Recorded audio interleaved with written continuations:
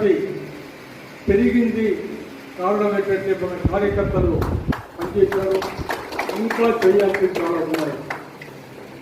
ఈనాడు समस्या एदुर्कों अभी मेरे पास है ये कट्टा आ गया पेपर। ये कट्टा में मैं सुना करीबन 100 से ज्यादा ग्रीवेंस है।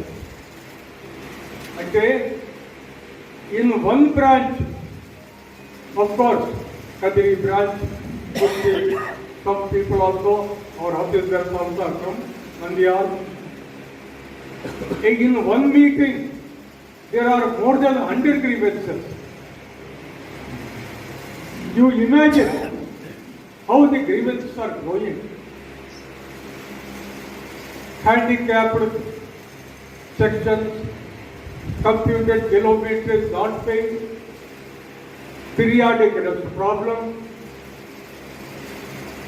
reaching a railway hospital, Guttakal is a problem, working conditions are very difficult, 12 घंटा ड्यूटी कंटिन्यू हो रहा है, that is also a problem. 300 రోజుల పైబడి ఎల్ఏపి లీవ్ తీసుకోకుండా అది అతను కనుక అర్న్ చేస్తే కూడా అకౌంట్ రాకపోవడం, అదొక ప్రాబ్లం. ఇలాగా inter railway request transfer application, అది సౌత్ సెంట్రల్ రైల్వే ఎంప్లాయీస్ సంఘం ఉన్నంత కాలం, సౌత్ సెంట్రల్ రైల్వే ఉన్నంత కాలం ఐఆర్ఆర్టీ ప్రాబ్లం ఉంటుంది. కారణం ఏంటంటే ఉత్తర భారతదేశం నుంచి పిల్లలందరూ ఆర్ఆర్బి, ఆర్ఆర్సి ద్వారా southern railway, south central railway, south western railway, దక్షిణాన ఉన్నటువంటి రైల్వేలకు వాళ్ళ అప్లికేషన్లు పెట్టుకోవడం, పరీక్షలో పాస్ కావడం, రావడం, ఇక్కడ బాధల్లో ఉంటూ కుటుంబాలు అక్కడ వారు ఇక్కడ, ఈ సందర్భంలో అప్లికేషన్లు పెట్టుకోవడం, అవి ఫార్వర్ड కాకుంటే నన్ను నిలదీయడం. 2011 में मैं ज्वाइन किया, आज तक मैं बिहार केस में सेटिल नहीं किया అని ఈనాడు నన్ను నిలదీయడం, నిజంగా వాళ్ళ బాధలు నేను అర్థం చేసుకుంటున్నాను. కానీ ఈ బాధలు నివారించడానికి రైల్వే మంత్రిత్వ శాఖకి ఎన్నో సలహాలు ఇచ్చాం.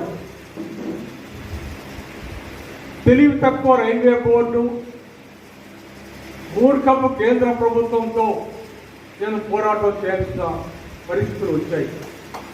ఉన్న పరిస్థితి 2400 మంది ఆర్ఆర్బి క్యాండిడేట్స్ కావాలని జిఎంతో ఇండెంట్ ఇస్తే ప్రభుత్వం 200 మందికి మాత్రమే క్లియరెన్స్ ఇచ్చింది. అంటే ప్రభుత్వం యొక్క సంస్కృతి ఏంటి అర్థం చేసుకోండి. ఈ ప్రభుత్వంతో నేను పోరాడుతున్నాం. ప్రభుత్వం బండరాయి, అది మానవత్వం కానీ నిజంగా ఇలాంటి వ్యవస్థ, రైల్వే వ్యవస్థ నడవాలంటే ఎలా బలోపేతం చేయాలా అనే ఇంగిత జ్ఞానం లేని కేంద్ర ప్రభుత్వానికి ప్రజలు ఓట్లేస్తున్నారు. నా బాధ అది. South central railway GM intact చేశారు 2400 ఏఎల్పీలు కావాలని. అక్కడ కట్టింగ్ 2012 1/2019 ఎంప్లాయ్మెంట్ నోటీస్ ఎప్పుడు అమలైంది? మే 23లో.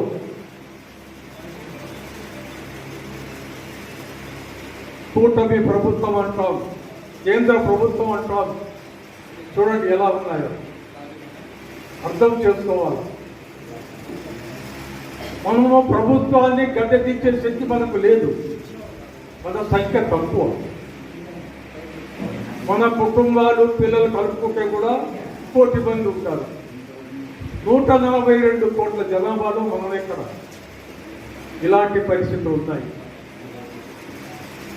ఈనాడు డ్రోన్ మీటింగ్లో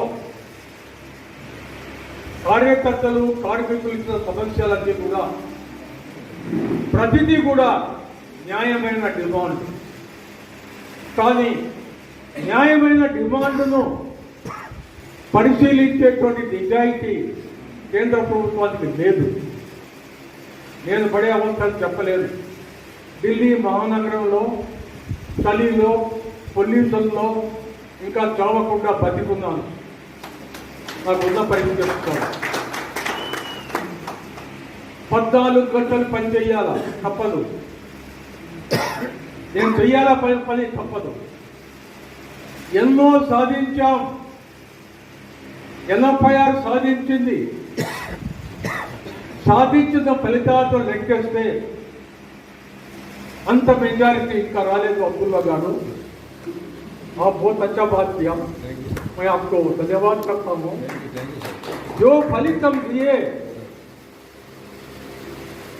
लोगों ने भाई लोग आके मुझे पकड़े मंच पर, पूछे किलोमीटर 535 रुपया 2017 जुलाई से तोड़ लाया. 10 लाख रुपया 12 लाख रुपया अरियर्स पे दिए. मैं आपका अभिनंदन करता हूं. और भी ज्यादा मिलना चाहिए. आप कठिन परिस्थिति में काम करते रहते, मैं मानता हूं. But what we have done for the cause of 1,49,000 running staff of Indian Railways, दया करके समीक्षा करिए. 1,50,000 वोट NFR को मिलना था, पूरा नहीं मिली. कारण क्या है? मैं क्या गलत किया? मैं अति किया क्या? अति बेनिफिट दिलाया क्या? पता नहीं. I am only 40 గేదెస్. చరిత్రలో ఎవరూ చేయలేనంత మన NFR సాధించింది. ట్రాక్ మెయింటైనర్ల పరిస్థితి ఏంటి? ఈనాడు పరిస్థితి ఏంటి? 2,65,000 మందికి బెనిఫిట్ సాధించగలిగాం. అయినా చాలదు. వారి బాధలో వాళ్ళు ఫీల్డ్లో పనిచేయడం, రైలు పట్టాలపైన వాళ్ళు ఎదుర్కొనే పరిస్థితులు, చలిలో ఎండలో వర్షంలో పెట్రోలింగ్లో గేట్ కీపర్గా కీమెన్గా ఎంత చేస్తాం? తక్కువే అంగీకరిస్తాం. కానీ చేశాం. ఇది గుర్తించాలి. ఇంకా ముందుకెళ్ళే ప్రయత్నం చేయాలి. రాబోయే రోజుల్లో నా ట్రాక్ మెయింటైనర్ 4,200 గ్రేడ్ పే తీసుకోవాలా ట్రాక్ మెయింటైనర్గా అన్న డిమాండ్ పెట్టినటువంటి ఏకైక సంస్థ NFIR మాత్రమే రికార్డు ఉంది. దయచేసి 1/2022 అండ్ 15/2017 అజెండా చదవండి. ముసలివాణ్ణి, వృద్ధుణ్ణి, 88 సంవత్సరాల 6 నెలల వయసు, కాగితం లేదు, చెప్పగలుగుతున్నాను. ఎందుకు?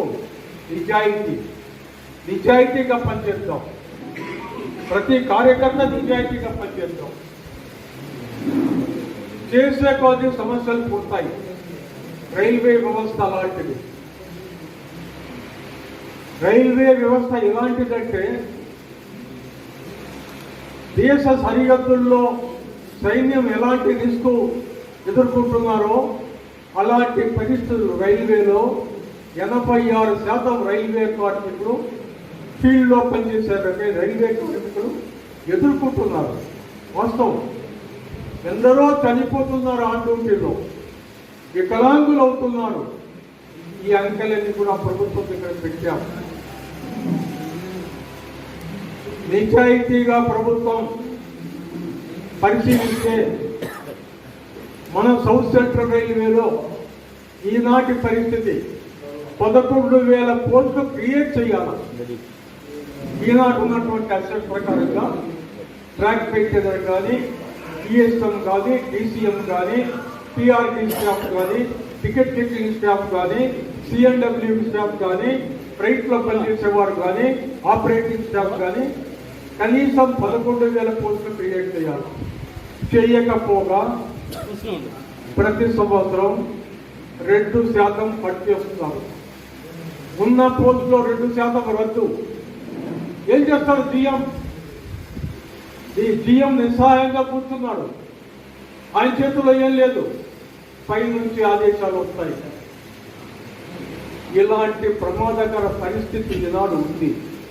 దయచేసి అర్థం చేసుకోండి. కర్నూలులో mid life reconstruction coach factory 891 పోస్టులు శాంక్షన్ చేయాలా? ఒక్క పోస్టు ఇవ్వలేదు ప్రభుత్వం.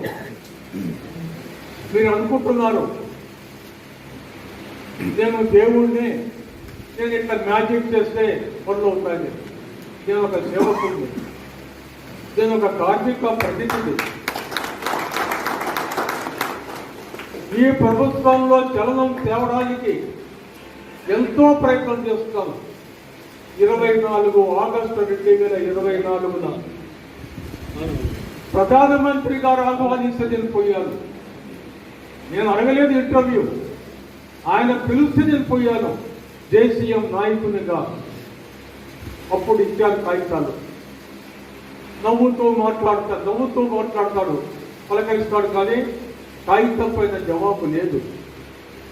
ఏపీ చందాల్లో జూలై 2023 నుంచి నా కార్మికుని యొక్క కనీస వేతనం 32,500గా నెలకు చెల్లించాలా డాక్టర్ ఆర్థరాయిడ్ ఫార్ములా ప్రకారంగా ఆయనకి చెప్పాను. అంకెలతో, స్టాటిస్టిక్స్తో ఇచ్చాము. ప్రభుత్వంలో కదలిక లేదు. కానీ 8వ పే కమిషన్ అనౌన్స్మెంట్ చేశారు. 8వ పే కమిషన్ వస్తుంది. దానికి విధి విధానాలు పరిశీలించి నిర్ణయించడానికి జేసీఎంను ఆహ్వానించబోతున్నారు. నేను అప్పుడు చెప్పబోతున్నాను ఎలా ఇంకా చెయ్యాలని. అందులో ముఖ్యంగా రైల్వేల యొక్క వర్కింగ్ గురించి, ఒక్కొక్క కేటగిరీలో ఉన్నటువంటి working conditions, service conditions, risk, responsibility, accountability, వీటికి అనుగుణంగా పే స్ట్రక్చర్లో మార్పు తేవాలా, అలవన్సెస్లో మార్పు తేవాలా అనేటువంటి సంకల్పంతో ముందుకు పోతున్నాం. 2025లో చక్కని ఫలితాలు సాధించాలనేటువంటి తపంతో మన ఫెడరేషన్ జాతీయ స్థాయిలో కృషి చేస్తుంది. కనుక సమస్యలు ఉంటాయి చెప్తూ ఉంటాం. కానీ ప్రభుత్వాలను మార్చే శక్తి మనకు లేదు. రాజకీయాలు, గ్రూపులు, పార్టీలు జంపు కొట్టేవాళ్ళు, పల్టీలు కొట్టేవాళ్ళు, అధికారంలో ఉండాలని చేసేవాళ్ళు మీరు చూస్తూనే ఉంటారు. మీరు టీవీల్లో, పేపర్లో చదివి ఉంటారు. మన కల్చర్ అది కాదు. మన రైల్వేలు బాగుపడాలా, వర్ధిల్లాలా, వందే భారత్ ట్రైన్లు వేలు నడపాలా, కొత్త పోస్టులు రావాలా, ఉద్యోగ అవకాశాలు పెరగాల, ప్రమోషన్లు పెరగాల అని మన తపన. కానీ దురదృష్టకర పరిణామాలు. ఎంతో కష్టపడి 20వ తేదీ అక్టోబర్ 2003 ఆల్ ఇండియా సేఫ్టీ మహాసభ సికింద్రాబాద్లో పెరియడ్ గ్రౌండ్లో 12,000 మంది సమక్షంలో ఆ మహాసభ జరిపి సేఫ్టీ రిలేటెడ్ రిటైర్మెంట్ స్కీమ్ తీసుకొచ్చి సేఫ్టీ కేటగిరీలో పనిచేసే మన track maintainer, points men, loco pilot వీరు వాలంటీర్ రిటైర్మెంట్ తీసుకుంటే వారి పిల్లలకు ఉద్యోగం అనేటువంటి గ్యారంటీ 2 జనవరి 2004న సాధించినటువంటి చరిత్ర మన ఎన్ఎంఆర్. కానీ నిలుపుకోలేకపోయాం. 6వ తేదీ మార్చి 2019 సుప్రీంకోర్టు రద్దు చేసింది. రాజ్యాంగాన్ని ఉల్లంఘిస్తూ ఇది తెచ్చారు అని సుప్రీంకోర్టు రద్దు చేసింది. నుంచి మార్చి 6, 2019 నుంచి మన ఎన్ఎఫ్ఐఆర్ కొత్త స్కీమ్ కోసం ప్రయత్నం చేస్తున్నది, పోరాటం చేస్తున్నది. స్కీమ్ ఇప్పుడు రైల్వే మినిస్ట్రీలో పెండింగ్ ఉంది. రైల్వే శాఖ మంత్రి పట్టించుకోడు. ఈ పరిస్థితి ఉంది. ఎందుకు స్కీమ్ అడిగాం? మన కార్మికుడు సేఫ్టీ క్యారియర్గా పనిచేసి వారు ఉడిగిపోతున్నారు, నలిగిపోతున్నారు. 50 ఏళ్ళ వయసు వస్తే ఆ పోస్టులో పనిచేసే శక్తి లేదు. వీరి కుటుంబాలను రక్షించాలా అనే కొత్త పేరుతో డిజేబిలిటీస్ యాక్ట్ 1995 పార్లమెంటు పాస్ చేసిన చట్టాన్ని కోట్ చేస్తూ కొత్త స్కీమ్ కోసం పెట్టాము. అది సాధించలేకపోయాను. ఈనాడు మళ్ళా మీ ముందుకు వచ్చాను. అర్థం చేసుకోండి. నేను ఎక్కడో కూర్చొని గుండ్రంగా జీడిపప్పు తింటూ బతకడం లేదు. దయచేసి అర్థం చేసుకోండి. మనమంతా కష్టపడాలా, సమష్టిగా కష్టపడాలా. దొంగ యూనియన్లు, అబద్ధాలు కూర్చే యూనియన్లు, తప్పుడు మాటలు చెప్పే వాళ్ళు, నాయకులు, స్వార్థపరులు, అవినీతి పరులు, మోసగాళ్ళు ఉన్నారు. ఒక కేసు వస్తుంటే కన్నుల కేసు వస్తాయి, చచ్చిపోయిన కేసులు నా దగ్గరికి వస్తాయి. 20 ఏళ్ల కిందట కంపేటెడ్ అపాయింట్మెంట్ రిజెక్టెడ్, నా దగ్గర కేసు వస్తుంది. 29వ తేదీ జనవరి 2025 సీఎం గారితో 2.5 గంటల మీటింగ్లో నేను చెప్తుంటే మా కేసుల్లో బలం ఉంది, మీరు ఎస్ఏజీ కమిటీ అపాయింట్ చేయండి. స్టాన్లీ బాబు సీఎంకు ఉన్నప్పుడు ఎస్ఏజీ కమిటీ వచ్చింది, రిజెక్టెడ్ కేసు అని మళ్ళీ రీకన్సిడర్ చేయించాం. అది ఇప్పుడు చెయ్యాలా అని నేను అడుగుతున్నాను. ఎవరి కోసం? మన కుటుంబాల కోసం. కానీ వీరు ఎవరి దగ్గరికి పోతారో, ఎవరు ముంచుతారో, ఎవరు లంచాలు తింటున్నారో, ఎవరు వీళ్ళ కొంపలు ముంచారో తెలియదు. చెడిపోయి సంఘ కేంద్ర కార్యాలయం సికింద్రాబాద్ కానీ లేక ఇక్కడ నేను వస్తే కానీ నా మూమెంట్ వాచ్ చేసి నన్ను పట్టుకోవడానికి వస్తాను. ఇది బాధాకరం.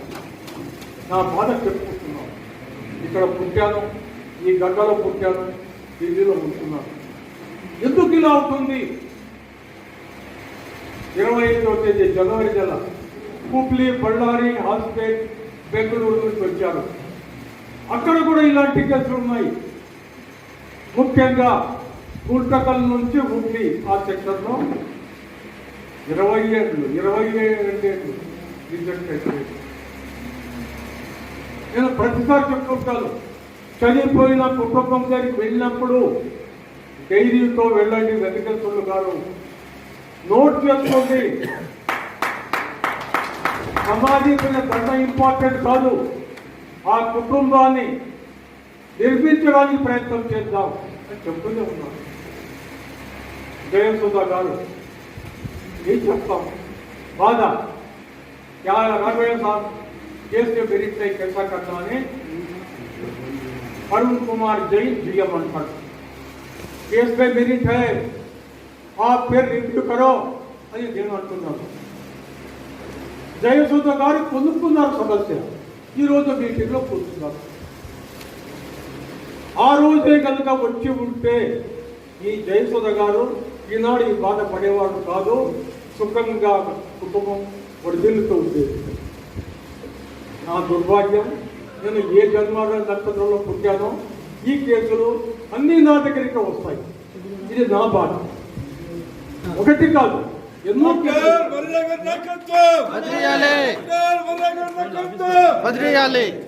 సాధించాలనే పట్టుదల నాది. పట్టుదల సాధించాం. 70% సక్సెస్ వచ్చింది, 30% ఇంకా మిగిలిపోయి ఉన్నాయి. జీఎం కూడా ఎన్నిసార్లు చేస్తారు. మొన్న మీటింగ్లో 22 కేసులు ఇచ్చాము. ఆ వెంకటేశ్వర్లు గారు వినింటారు. మీటింగ్లో జీఎం ఎలా నిలదీశాను, నీకు పవర్ ఉంది, రిజెక్ట్ అయినా నువ్వు చెయ్యొచ్చు, చెయ్యాలా. మీటింగ్ టైం పైన 22 కేసులు ఇచ్చారు. అందరూ ఆఫీసర్ల సమక్షంలో సుమారు 70 మంది ఉన్నారు మీటింగ్లో. అప్పుడు ఇచ్చారు చేసి కావాలి అంటే నా యొక్క టెన్షన్ తగ్గించండి. సమస్య ఉన్నప్పుడు వెంటనే సంఘ కార్యాలయాన్ని ముట్టడించండి. నేను ఇక్కడ బ్రాంచ్ అసిస్టెంట్ సెక్రటరీగా పనిచేశాను, బ్రాంచ్ సెక్రటరీగా పనిచేశాను, ఇక్కడ కూర్చొని పనిచేశాను. నా రికార్డులు ఉన్నాయి ఇప్పటికీ, నా చరిత్ర ఉంది ఇప్పటికీ. ఆ రోజుల్లో రాయచూరు వాళ్ళు, కర్ణాటక వాళ్ళు ఇక్కడ 600 మంది ఎంప్లాయీస్ సిఎండబ్ల్యూగా పనిచేసేవాళ్ళు, అమాయకులు.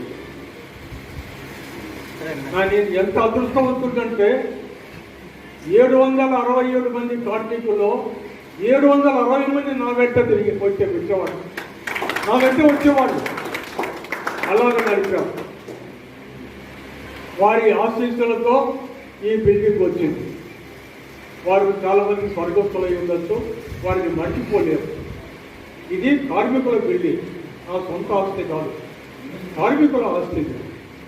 పవిత్ర కార్యాలయం లాంటి సంఘ ఆఫీసులో 24 గంటలు పనిచేసే విధంగా మన కార్యకర్తలు పనిచేయాలి.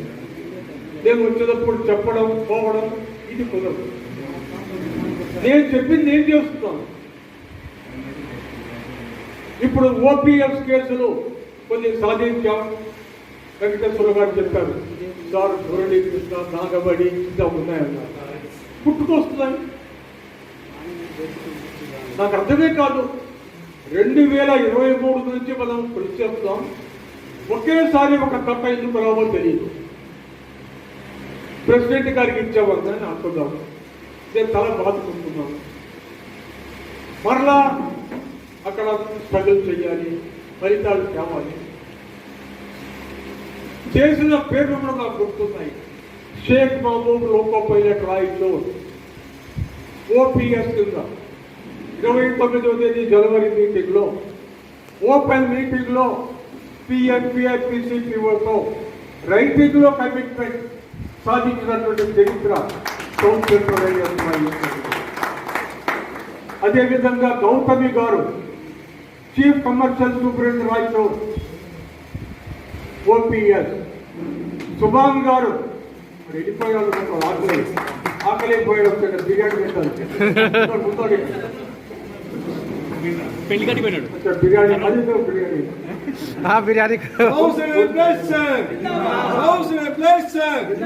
బీదవాడు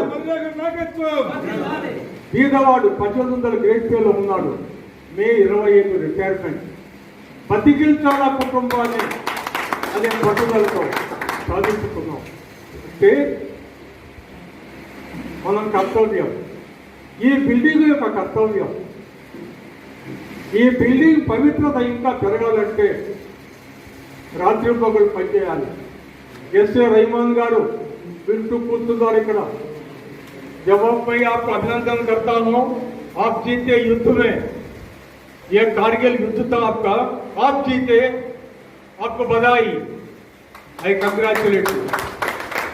आई डोंट टेक क्रेडिट. मैं 6 दफा हार गया आपका केस में, लेकिन नहीं छोड़ा.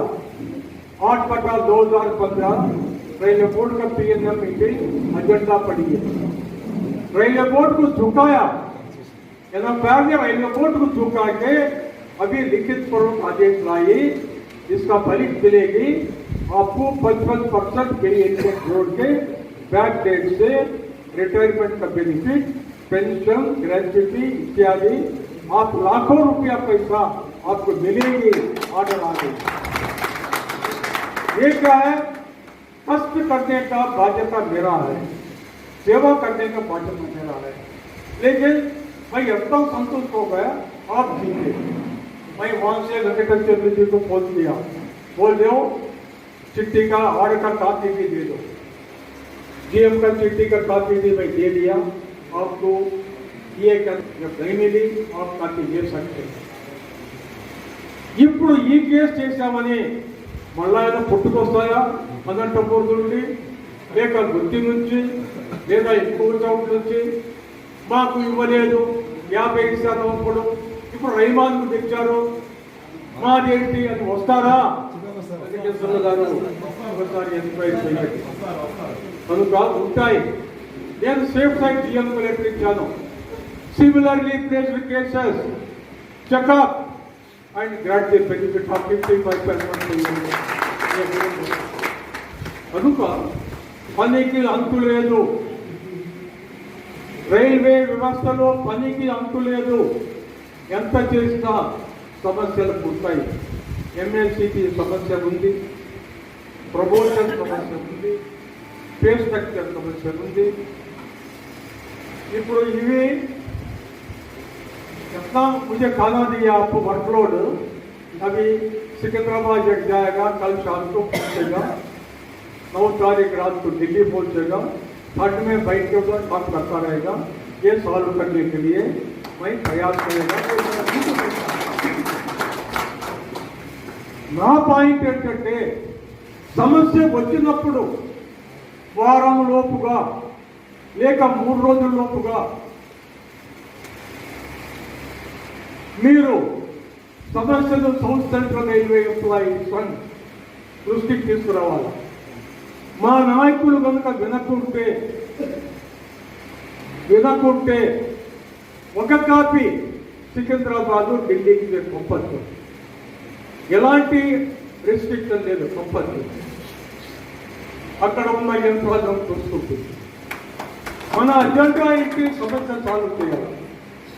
జనవరి 2024 నాటి హ్యాండిక్యాప్ సెక్షన్స్ కంప్యూటర్ కిలోమీటరేజ్ గుంతకల్ డివిజన్లో డోన్ సెక్షన్లో డోన్ రన్నింగ్ స్టాఫ్ ఈనాడు కూడా కంప్యూటర్ కిలోమీటరేజ్ అందలేదు అంటే మన ఫెయిల్యూర్ నేను అంగీకరిస్తాను.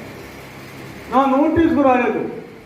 నా నోటీసుకు వచ్చింటే ప్రిన్సిపల్ చీఫ్ ఎలక్ట్రికల్ ఇంజనీర్తో, పీసీఓఎంతో, పీసీపీఓతో, డిఆర్ఎం గుప్తాతో మాట్లాడి సెటిల్ చేసేవాళ్ళం. కనుక మీరు ఈ కేసులన్నీ ఇట్లాగా ఊరగాయ జాడీలో పెట్టి ఎప్పుడుతో వాడు రాబోయే డోన్తో అప్పుడు పట్టుకుందాం చెప్దాం అనేది వద్దు. మీకు సమస్య పరిష్కరించడం కావాలన్నా లేక పెండింగ్లో పెట్టి నన్ను బ్లేమ్ చేయడానికి వెయిట్ చేస్తారా? చెప్పండి. ఇది బాధాకరం. కంప్యూటర్ కిలోమీటరేజ్ అనే కన్సెప్ట్ 17 జూలై 1981 మన ఎన్ఎఫ్ఆర్ సాధించింది. చరిత్ర రికార్డు ఉంది. అది అమలు కావాలా? యంత్రాంగంలో ఎన్నో లోటుపాట్లు ఉన్నాయి. మనం ఎందుకున్నాం? యంత్రాంగాన్ని పనిచేసే విధంగా ఒత్తిడి పెంచడానికి మనం ఉన్నాం. అంటే అది కోటింగ్ చేసే ఎగ్జాంపుల్ ఇంటర్ రైల్వే ప్రాసెస్ చెప్పాను. రైల్వే బోర్డుతో మాట్లాడి ఏఎల్పి ఎల్పి వేకెన్సీలు భర్తీ చేయడానికి దేశ చరిత్రలో తొలిసారిగా జీడీసీ క్వాలిఫికేషన్ ఉన్నటువంటి ప్రతి కార్మికుడు కూడా ఒక్కసారికి ఏఎల్పిగా జీడీసీ పరీక్ష ద్వారా, అంటే సిఎన్డబ్ల్యూ హెల్పర్ కావచ్చు, అసిస్టెంట్ పాయింట్స్మెన్ కావచ్చు, ఎస్ఎన్టీ హెల్పర్ కావచ్చు, జీడీసీ క్వాలిఫికేషన్ ఉంటే వాళ్ళందరూ కూడా ఏఎల్పి పరీక్ష రాయడానికి ఒక స్పెషల్ డిస్పెన్సేషన్ ఆర్డరు మన ఎన్ఎఫ్ఐఆర్ రైల్వే బోర్డు తెచ్చింది. ఎందుకు? వేకెన్సీలు భర్తీ చేయడానికి. అంటే ఉద్దేశం ఏంటి? వేకెన్సీలు భర్తీ అవుతే లోకో పైలట్ల ట్రాన్స్ఫర్ ఇంటర్ రైల్వే స్పీడప్ చేయొచ్చు అని. అది కదలిక ఇప్పుడే అది వచ్చింది. అది కూడా ఇంకొక వర్గం కనిపెట్టారు. కానీ ప్రభుత్వంతో ఇబ్బందులు ఉన్నాయి. వేకెన్సీలు భర్తీ కావు. 8/2021 employment notification recruitment only for 32,000 people. We require 1,70,000 people today. Recruitment తగ్గించాడు. కోత కోస్తుంది గవర్నమెంట్. ఈ పరిస్థితి ఉంది. అర్థం చేసుకోండి. वो नहीं हुआ, हमारा ये पेंडिंग है, आप मेरे सामने बोल सकते, गाली दे सकते, दया करके साउथ ब्लॉक जाके मोदी जी को गाली दो, कौन बनाते वहां नहीं जा सकते. राघवैया है, फ्री सर्विस, पकड़ेंगे, इसे हरास करेंगे, ये संस्कृति थी.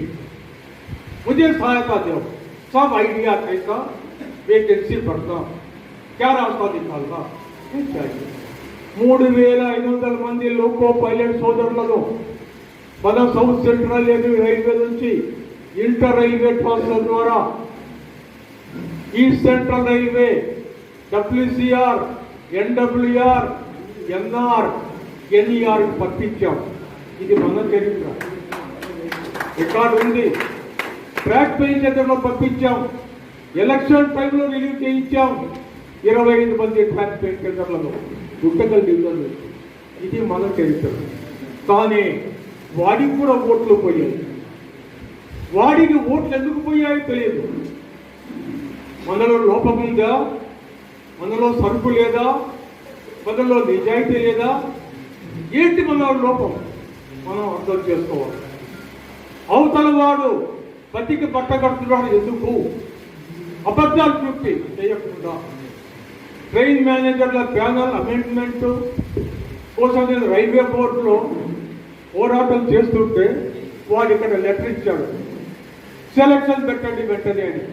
అంటే నా పాయింట్స్ మెన్లు, క్వాలిఫైడ్ పాయింట్స్ మెన్లు 28 మంది గుంటకల్ రీజన్లో వాళ్ళు ట్రైన్ మేనేజర్ కాకూడదు అనే కుట్రతో వాడు లెటర్ ఇస్తే దాన్ని తొక్కించి రైల్వే బోర్డు నుంచి 2వ తేదీ జనవరి 2024 స్పెషల్ ఆర్డర్స్ తెచ్చి గుంటకల్ డివిజన్లో ఉన్న మన పాయింట్స్ మెన్, మన చెల్లెళ్లకు, తమ్ముళ్లకు కూడా ఈనాడు ట్రైన్ మేనేజర్గా ప్రమోషన్ తెప్పించిన చరిత్ర మన 86 ఎంప్లాయీస్. కానీ అన్ని ఓట్లు రాలేదు. కారణం ఏంటి? ఎక్కడ లోపం ఉంది? కార్మికులు స్వార్థపరులా, లేకుంటే మనం వర్కింగ్లో పొరపాటు ఉందా? ఓసారి విశ్లేషించాలి, అర్థం చేసుకోండి. మనం కార్మికులకు చెప్పాలి. మోసగాళ్ళు ఉంటారు, ఇది కలియుగం. దొంగలు, డెకాయిట్లు, రకరకాల వాళ్ళు ఉంటారు. మనము నిజాయితీగా పనిచేయాలి, సమస్యలు పరిష్కరించడం కృషి చేయాలి. తెలుగువాడిగా నేను ఢిల్లీలో ఉన్నాను. ఢిల్లీ డివిజన్లో మనకు 4,000 ఓట్ల మెజారిటీ, 42,000 సంఖ్య ఉన్న ఒక్క డివిజన్లో 4,000 ఓట్ల మెజారిటీ.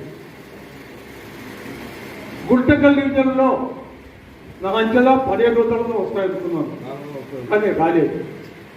అంటే ఇంత కష్టపడి ఫలితాలు పెంచిన తర్వాత కూడా ఎందుకు కార్మికులు కొందరు అటెళ్ళారు, ఎలా వాళ్ళు మోసపోయారు, ఇవన్నీ కూడా గుణపాఠాలు నేర్చుకొని ఇక నుంచి మన యొక్క దిశానిర్దేశాన్ని కూడా చక్కగా ఒక ప్రణాళిక తయారు చేసి ముందుకు నడవడానికి ప్రయత్నం చేయాలి. ముగించే ముందు ఈనాటి సమస్యలు ఏవైతే నా దృష్టికి వచ్చాయో వాటిని south central railway employees NFIR take up చేసి పరిష్కరించే దిశలో కృషి చేస్తూ చెబుతూ, వెంకటేశ్వర్లు గారు మీరు కూడా చైర్మన్ గారి యొక్క సహకారంతో మొత్తం లిస్ట్ తయారు చేసి ఇవ్వండి. వందే భారత్ వర్కింగ్ కానీ, క్రూ హాల్టింగ్ కానీ, ఇంకోటి కానీ అన్నీ ఇవ్వండి. చాలా సమయం పడుతుంది, ఇవన్నీ ఒకే రోజు కావు. ప్రయత్నం చేసి చక్కని ఫలితాలు సాధిస్తాం. 2025 ఒక శుభప్రదమైన సంవత్సరంగా ఇది ఉండడానికి ఇందులో పే కమిషన్ కానీ, రీస్ట్రక్చరింగ్ కానీ, యూపీఎస్లో మార్పులు కానీ ఇవన్నీ చాలా ఉన్నాయి. ఇవి కూడా ట్యాకిల్ చేయడానికి మన ఆర్గనైజేషన్ నడుస్తుందని ముందుకు నడుస్తుందని చెబుతూ మరొకసారి మీ అందరికీ నేను హామీ ఇస్తూ మీకు మొదటి ప్రాధాన్యత ఇస్తాను. ఫస్ట్ ప్రియారిటీ లోను, ఎందుకంటే మీకు పుట్టాను కాబట్టి. కనుక ఇక్కడ ఈ ఏరియాలో వేరే జెండా లేకుండా మనం నిస్వార్థంగా పనిచేయాలని నేను ఆశిస్తూ కోరుతూ ముగిస్తున్నాను. Thank you sir. Thank you sir. ఎంతో డెలిసియస్గా శ్రీజీ ఈరోజు south central employees and Dhone బ్రాంచ్కు మీరు 10 గంటల 50 నిమిషాలకు ఈ డోన్ బ్రాంచ్కు వచ్చేసి 13 గంటల 30 నిమిషాల వరకు మన సోదరులు ఎవరైతే వాళ్ళ గ్రీవెన్సెస్ ఒక్కరిగా 20 మంది ఇచ్చినవి మీరు అన్న తర్వాత మీరు 13:30కి మీ స్పీచ్ స్టార్ట్ చేశారు. 14:20 వరకు దాదాపు 50 నిమిషాలు మీరు సుదీర్ఘంగా ఈ ఇండియన్ రైల్వేలో జరుగుతున్నటువంటి చరిత్ర